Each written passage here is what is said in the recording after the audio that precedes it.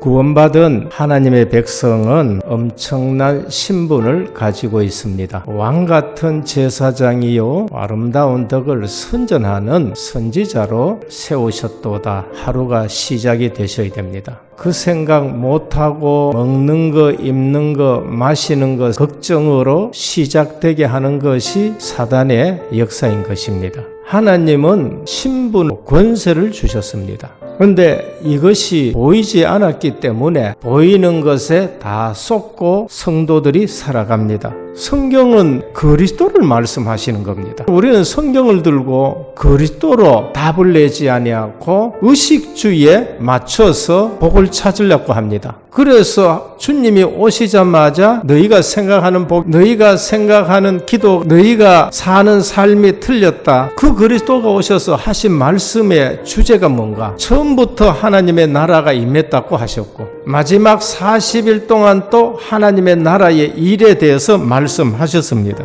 이유는 뭔가? 창세기 3장에서 하나님 나라를 잃어버린 겁니다. 마귀가 주관하는 일에 종이 된 것입니다. 오늘 성경에서 포도원을 지금 말씀하고 있습니다. 하나님 나라의 모형이 교회이고 그 포도원을 산 울타리로 두르고 세상 나라와 구별됐다는 것을 말씀합니다. 첫 아들은 아버지의 말씀을 알아듣고 예라고 대답을 합니다. 그런데 나가서 아버지의 말씀대로 하지 않습니다. 둘째는 아버지의 말씀 자체를 거역하고 세상을 좋아하라 쫓아간 사람들입니다. 아예 하나님 말씀하고 상관없이 살아가는 자들입니다. 그런데 어느 날 깨닫고 늦게 돌아왔었습니다. 누가 잘했고 못했다 이전에 모두가 아버지의 말씀을 거역한 자들입니다. 성경은 늘 그렇게 말씀합니다. 의인은 없나니 하나도 없다. 모든 사람이 죄를 범하였으며 하나님의 영광에 이르지 못한다. 죄의 삭은 사망이요 하나님의 은사는 그리스도 예수 우리 주 안에 있는 영생이라. 복음 깨닫고 나면 하나님의 말씀이 얼마나 중요하고 이 말씀을 붙들고 살아가는 삶이 축복인가를 알게 됩니다. 이 사실을 목회자들도 잘 모르는 경우가 얼마나 많은지, 영적인 말씀보다가는 거의 육신적인 메시지 나갈 때가 너무 많습니다. 장로님들이 지금 큰아들 돼 있고 또 중요한 하나님 백성들이 둘째 아들처럼 세상 것에만 집착하고 있습니다. 오늘 두 아들을 보면서 복음에 불순종, 순종하는 것의 차이를 아셔야 돼요. 왜 성도가 힘이 없느냐? 영적인 보호, 영적인 권세, 그걸 몰라서 전부 다 힘없이 살아갑니다. 창세기 4장 가인의 족보 얼마나 세상 화려한 부분을 나타내는지 모릅니다. 창세기 5장의 셋의 족보 세상 얘기 하나도 안 나옵니다. 딱 나오는 것이 에녹은 300년 동안 하나님과 동행했다고 말씀합니다. 하나님의 관심은 어디에 있느냐? 퉁숨 각양 날카로운 기계 만들고 성 쌓고 가축해가지고 부자 됐다. 거기에 관심이 있는 게 아닙니다. 셋의 후손에 복음이 흘러가느냐 안 흘러가느냐 거기에 관심이 있는 거예요.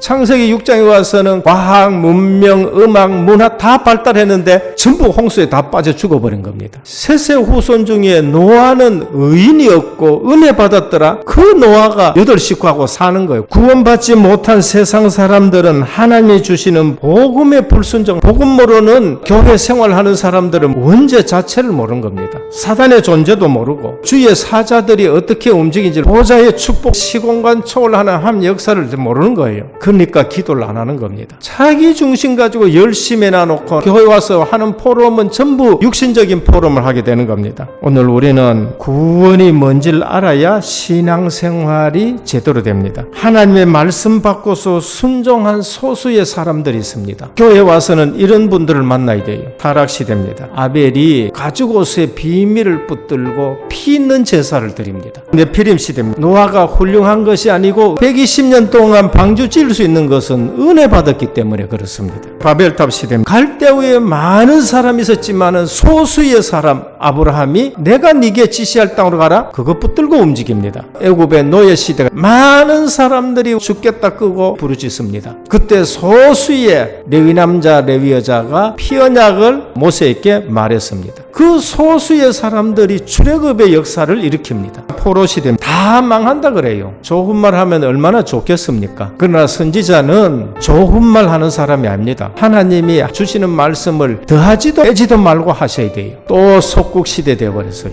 5,000명이 떡을 먹었고요. 많은 사람이 치유를 받았습니다. 심지어 부활하신 주님을 500명이 다 봤습니다. 마가다락방에 모인 사람 120명, 그 소수가 세계를 살리는 겁니다. 중세 암흑 시대에 몇몇 사람이 외쳤습니다. 오직 의인은 믿음으로 말미암아 살리라. 근데 세계가 살아나기 시작했습니다. 오늘 또 종교 혼합 시대가 교회 50% 이상이 지금 여기에 다 물들어 있습니다. 이제는 법으로 얘기 못할 정도로 지금 오는 겁니다. 하나님의 말씀을 바꿔서 순종하는 소수의 사람이 필요합니다. 한번 생각해 보시길 바랍니다. 내 같은 사람만 있으면 어떻게 되겠는가? 은혜교회는 문을 닫아야 되는지 아니면은 세계 복음만 하는 건지. 역사 속에 이런 일은 반복되고 있습니다. 바리새인, 서기관, 제사장 이런 사람들이 또 일어나고 우리 렘넌트들이 세상에서 죄인으로 세리같이 살고 완전 실패했다가 돌아오는 거, 그 시대를 또 해야 되느냐 말이에요. 어느 날 개인, 가정, 가문 속에 저주, 재앙이 들어옵니다. 내가 태어나기 전, 어디를 무엇을 하기 전 흑암은 벌써 역사합니다. 모세가 태어나기 전에 어떤 일이 있었는가 한번 보시길 바랍니다. 벌써 알고 애굽의 모든 사내들은 다 죽인다는 거예요. 피 언약 제대로 전달받은 모세는 나일강에 뛰어도 살아납니다. 포로에서 돌아오기 전에 성전 회복하는 시대가 되니까 하만이라가 유대인들을 전부 멸절시키려고 합니다.